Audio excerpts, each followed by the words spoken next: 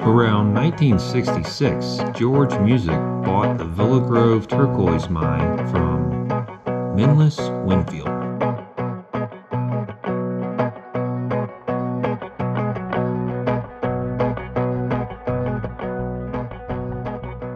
This is a picture from that time. George and his family worked the area, mostly the tailings, washing them in the 10-yard mixer you see in the picture.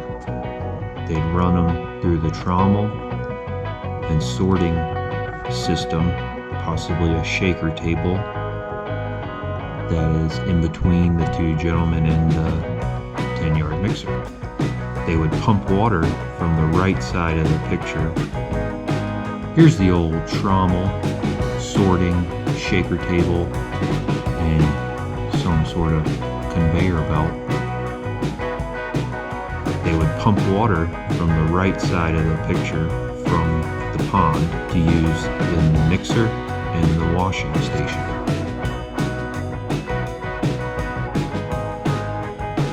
Here's the satellite view. In 1995, things have changed a lot in technology since then. These images are from Google Earth. Google Earth has a history dial button where you can go back in time.